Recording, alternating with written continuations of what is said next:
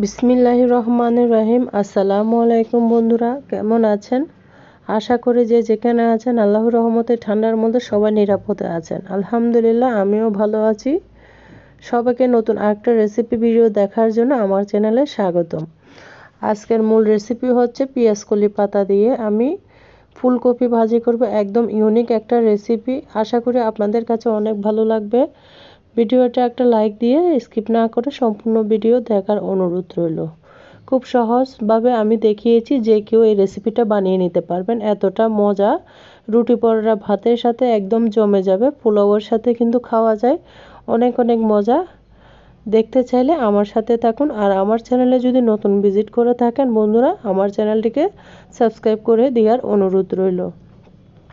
এখানে আমি বড় সাইজের একটা ফুলকপি নিয়েছি, এখান থেকে আমি অর্ধেকটা নিব। তারপর নিয়ে নিব হাফ কেজি মতো পেঁয়াজকলি বা পেঁয়াজ পাতা, যেটাই বলেন সেটা আমি কিন্তু অফ স্ক্রিনে কেটে নিব। আপনাদের সাথে কাটাকুটিটা আর শেয়ার করব না। আর বন্ধুরা, যারা আমার চ্যানেলে নতুন এসেছেন অবশ্যই লাইক দিয়ে আমার সাথে থাকার অনুরোধ রইল। আর কে কোথা থেকে আমার ভিডিওটা দেখতেছেন অবশ্যই কমেন্টসে বলে যাবেন। পেঁয়াজকলি ফুলকপি কম বেশি সবাই কাটাকুটি করতে পারে, সেজন্য আর কাটাকুটিটা শেয়ার করলাম না। দেখুন বন্ধুরা, সুন্দর করে আমি পেঁয়াজকলি ধুয়ে কেটেছি। অবশ্যই পেঁয়াজকলিটা ধুয়ে কাটবেন, তাহলে যে একটা স্যান্ড ফ্লেভার থাকে সেটা আর নষ্ট হবে না বন্ধুরা। তারপর ফুলকপিগুলো আমি কেটে নিয়েছি বন্ধুরা। অনেক কষ্ট করে একটা ভিডিও বানাই, আপনারা লাইক দিতে ভুলে যান। একটা লাইক দিয়ে আমার সামনের পথটা এগিয়ে যেতে সহযোগিতা করবেন।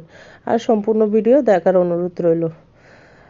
এখানে আমি ধুয়ে নিয়ে চলে আসছি সব কিছু। তারপর একটা কড়াই বসিয়ে দিয়েছি। তারপর এখানে আমি দিয়ে দিচ্ছি তেল পরিমাণ মতো। এখানে কিন্তু একটু তেলের পরিমাণটা বাড়িয়ে দিতে হবে।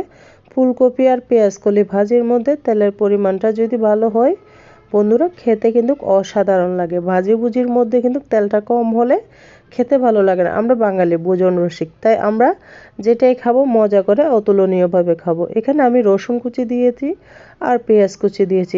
এখানে পেঁয়াজগুলি যেহেতু, সেজন্য আমি একটা মিডিয়াম সাইজের পেঁয়াজ দিয়েছি। তারপর 3-4 কোয়া মতো রসুন দিয়েছি। এই অল্প উপকরণ দিয়ে কিন্তু আপনার মজাদার একটা রেসিপি খাওয়ার মতো হয়ে যাবে। দেখতে থাকুন সম্পূর্ণ রেসিপি, আমার সাথেই থাকুন। আমি আপনাদের সাথে খুব সুন্দর করে দেখাচ্ছি, আশা করি ভালো লাগবে বন্ধুরা। আমি কিন্তু প্রতিদিন সন্ধ্যার পরে ভিডিও আপলোড দিই।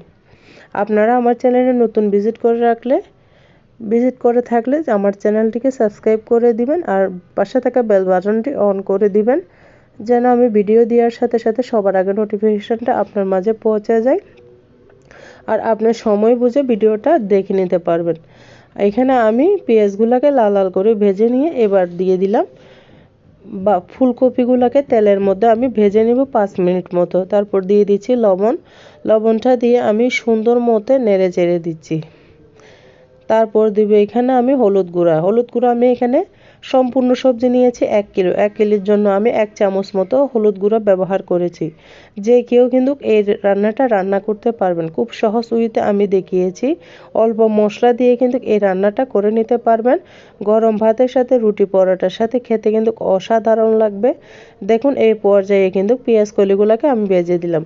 5 মিনিট মতো আমি ফুলকপিটা ভেজে নিয়েছি। তারপর আমি পেঁয়াজকলি পাতাগুলোকে সুন্দর করে ঢেলে দিলাম বন্ধুরা। সুন্দর করে ঢেলে নেড়ে চেড়ে দিচ্ছি। এই রেসিপিটা কিন্তু সম্পূর্ণ আমার নিজের রেসিপি। এটা আমার মামাতো বোনের বাসায় আমি গিয়েছিলাম, ওখান থেকে খেয়ে এসেছি, অনেক ভালো লেগেছিল। তাই আপনাদের সাথে আমি রেসিপিটা বানাচ্ছি, তাই শেয়ার করে দিচ্ছি। এটা সম্পূর্ণ আমার নিজস্ব রেসিপি, কারো থেকে দেখে বা কারো ভিডিও দেখে বানাচ্ছি না। আশা করি আপনাদের উপকারে আসবে বন্ধুরা। ভিডিওটা যদি উপকারে আসে আপনাদের পরিবারের কাছে, ফ্রেন্ডসের কাছে আমার ভিডিওটি শেয়ার করে দেওয়ার অনুরোধ রইল। এ পর্যায়ে আমি সুন্দর করে নেড়ে চেড়ে নিচ্ছি। হলুদ আর মশলার সাথে যেন পেঁয়াজ পাতাটা যেন মিশে যায়, একাকার হয়ে যায়, সেইভাবে আমি নেড়ে চেড়ে দিচ্ছি বন্ধুরা। কার কার এই পেঁয়াজ পাতা পছন্দ কপি দিয়ে অবশ্যই ছোট্ট একটা কমেন্টসে বলে যাবেন। আমার তো বেশ ভালো লাগে। রুটি পরোটা ভাতের সাথে কিন্তু অসম্ভব মজা লাগে। এরকম একটা রেসিপি কিন্তু আপনি পোলাওয়ের সাথেও কিন্তু পরিবেশন করতে পারবেন। অনেক মজা, অনেক টেস্টি। তাই বন্ধুরা, কেমন হয়েছে ছোট্ট একটা কমেন্টসে বলে যাবেন। আর সম্পূর্ণ ভিডিও দেখুন, আর আশা করি ভালো লাগবে। এখানে আমি দিয়ে দিয়েছি হাফ চামচ মতো চিনিটা দিলে না পেঁয়াজ পাতার কালারটা সুন্দর থাকে। নতুন রাঁধুনি আপুদের জন্য একটা টিপস দিলাম। সবুজ শাকসবজির মধ্যে একটু চিনির পরিমাণ দিলে কিন্তু রান্নার শাকসবজি যেটাই সবুজ থাকে একদম সবুজ সবুজ থাকে। এখানে একটা টিপস দিয়ে দিলাম প্রিয় আপুদের ভাইয়াদের জন্য। আশা করি আপনাদের কাছে অনেক ভালো লাগবে। আমি 2-3 মিনিট পরে আবারও নেড়ে চেড়ে দিচ্ছি। বাজিটা কিন্তু নেড়ে চেড়ে রান্না করতে হয়, চুলার উপর বসিয়ে দিলে হবে না। তারপর দিয়ে দিলাম টমেটো। টমেটোটাকে আমি সুন্দর করে কুচি করে দিয়েছি, একটা টমেটো দিয়েছি বড় সাইজের, দিয়ে আমি আবারও নেড়ে চেড়ে দিচ্ছি। বন্ধুরা অনেক ঠান্ডা পড়তেছে, কিন্তু আপনাদের ডিস্ট্রিক্টে ঠান্ডা কেমন পড়তেছে সেটা বলবেন। আমাদের চট্টগ্রামে কিন্তু প্রচুর ঠান্ডা পড়তেছে।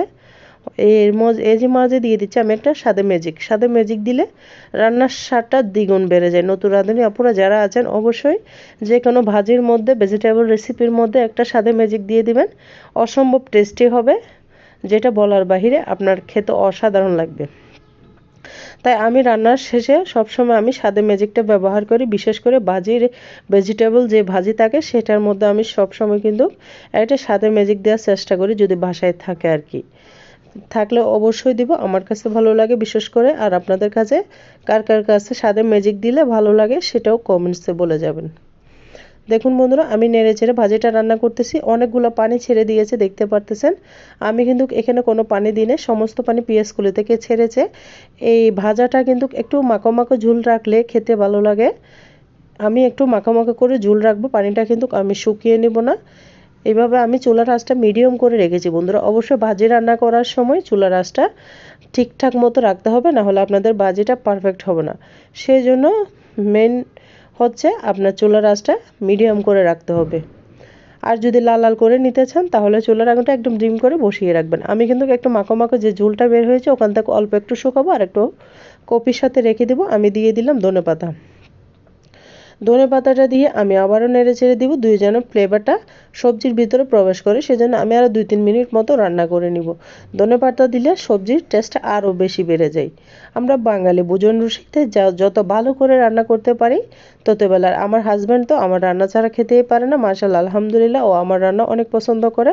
মাশাআল্লাহ, আপনারা দোয়া করবেন সবসময় যেন এইভাবে আমার রান্না আমাকে যেন পছন্দ করে, সেটাই আপনাদের কাছে দোয়া চাই।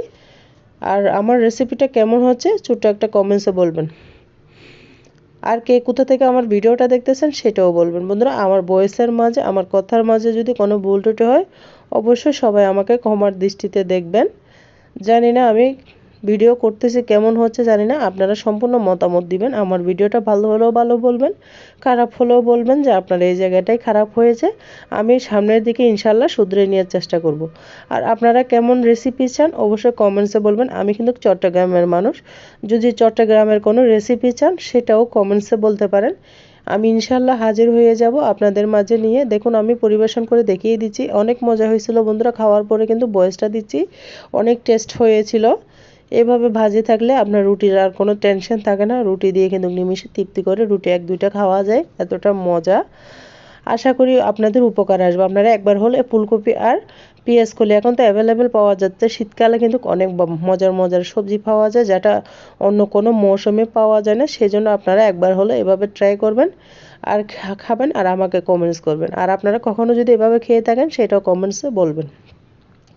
দেখুন বন্ধুরা কতটা লোভনীয় হয়েছে, মাশাআল্লাহ, আলহামদুলিল্লাহ।